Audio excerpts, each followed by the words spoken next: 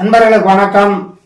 புலிப்பாணி சித்தருடைய புலிப்பாணி ஜோதிடம் 300ங்கிறதுல 242வது பதிவு, பாடல் எண் 241. இப்ப இந்த பாடல்ல குரு மகாதசையில அந்த ராகு புத்தி பத்தி சொல்லி இருக்கிறார். எந்த மாதிரியான பலாபலன்களை இந்த ஜாதகன் அடைவான் அப்படிங்கிறத இந்த பாடல்ல இருந்து நாம தெரிஞ்சுக்க போறோம். முதல்ல அந்த பாடலை பார்த்துக்குவோம். ஆகுமே வியாழ திசை ராகு புத்தி, அருளில்லா மாதம் அது 28, போகுமே நாளதும் மூவட்டாகும், பொல்லாத அதன் பலனை புகழக்கேடு, வாகுமே வியாதியது பீடிப்பாகும், மனைவியரும் புத்திரரும் ஆண்டு போவர், ஏகுமே சத்துருவால் இடைஞ்சல் உண்டாம், இதங்கேடு பண்ணி வைக்கும் ஏம்பக்கேடு அப்படின்னு முடிச்சிருக்கிறார். ஆகுமே வியாழ திசை ராகு புத்தி, அருளில்லா மாதம் அது 28, அதாவது 28 மாசமும் அடுத்த 2வது அடியில போகுமே நாளதுவும் மூவட்டாகும், மூவட்டு 24, அப்ப 28 மாதம் 24 நாள். 28 மாதம்ங்கிறது 2 வருஷம் 4 மாசம், 2 வருஷம் 4 மாசம் 24 நாள் அந்த குரு தசையில ராகு புத்தி அந்த ஜாதகனுக்கு நடக்கும். பொல்லாத அதன் பலனை போல கெடுங்கிறார். அப்ப அந்த பலன்கள் நல்லா இருக்காது. குரு தசையில ராகு புத்தி நடக்கிற காலம் அந்த ஜாதகனுக்கு பொல்லாத காலமா, பாதகமான பலாபலன்களை தரக்கூடிய காலமா அது அமையும் அப்படிங்கிற. வாகுமே வியாதி அது பீடிப்பாகும், வியாதி பீடிக்கும். எந்த மாதிரியான வியாதி பீடிக்கும் அப்படிங்கிறது ராகுன்னு சொன்னாவே அது நச்சு கிரகம், விஷத்தினால் உண்டாகக்கூடிய வியாதிகளை கொடுக்கக்கூடிய கிரகம். இப்ப கடந்த 4-5 வருஷத்துக்கு முன்னால் நடந்தது இல்ல கொரோனா, கோவிட் பீரியட், மகா மோசமான காலம்.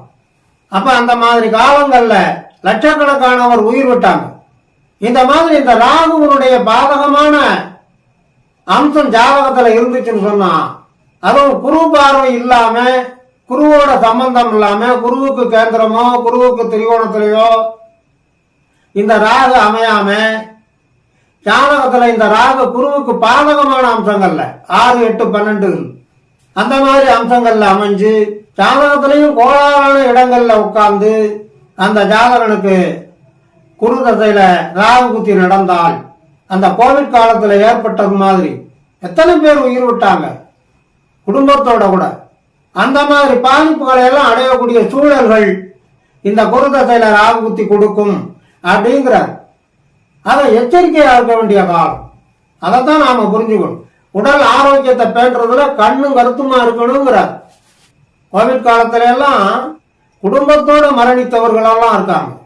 என்னுடைய அனுபவத்துல எங்க ஊர்ல என்னுடைய நண்பர்கள் முதல் நாள் மகன் சாகுறாரு, மறுநாள் அப்பா சாகுறாரு. பாதகமான அம்சம் குரு தசையில ராகு புத்தி, அனுபவபூர்வமா உணர்ந்த உண்மை இது. அதைத்தான் இங்க புலிப்பாணி சித்தர் சொல்றாரு, மனைவியரும் புத்திரரும் ஆண்டு போவர்.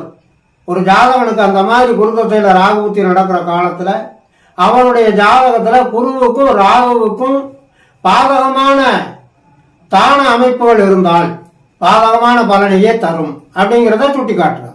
இதை தவிர இறுதியா முடிக்கிற போது ஏதுமே சத்துருவால் இடைஞ்சல் உண்டாம், சத்துருக்கள் அவங்களால இடைஞ்சல், அதனால காரிய தோல்வி, அவங்களால மன உளைச்சல், அவங்களால அந்த மன உளைச்சல் ஏற்பட்டு அதன் மூலமா வியாதிகள், விரயங்கள், வம்பு வழக்குகள், பொருளாதார நஷ்டம், பொருள் விரயம், பொழுது விரயம் எல்லாம் ஏற்படும். ஆக குருதசையில ராகு புத்தி இருக்கிற காலத்துல அந்த ஜாதகன் மிக மிக எச்சரிக்கையா இருக்கணும். உடலை பேணணும், உடல் ஆரோக்கியத்தை பேணணும். துஷ்டனை கண்டா தூரப்போன்னு சொல்லிட்டு சத்துருவை கண்டால் அவனோடு வம்பு வழக்கு வாக்குவாதங்கள்ல ஈடுபடுவதை தவிர்த்துக்கணும். இறுதியா முடிக்கும் போது அந்த ராகு புத்திங்கிறது இதங்கேடு பண்ணி வைக்கும், இயம்பக்கேடுங்கிறது. இதம் கேடு அப்படின்னா இயல்பான வாழ்க்கையில குழப்பங்களை உண்டாகும். குருதசையில ராகு புத்தி நடக்கிற காலத்துல அந்த ஜாதகனுக்கு இயல்பு வாழ்க்கை பாதிக்கும். திட்டமிட்ட காரியங்கள்ல மன துணிவோடு ஈடுபட்டு வெற்றி சூடுவதையெல்லாம் அது தடுக்கும் என்பதை இங்கே புலிப்பாணி சித்தர் மிக சூட்சமமாக விளக்கி இருக்கிறார் என்று சொல்லி, இனி அடுத்து சனி பகவானுடைய மகாதசை காலம் 19 வருடங்கள், அதற்குண்டான பலாபலன்களை தெரிந்து கொள்வதற்கு தொடர்ந்து வாருங்கள், ஆதரவு தாருங்கள் என்று கேட்டு இந்த அளவோடு நிறைவு செய்கிறேன். நன்றி, வணக்கம்.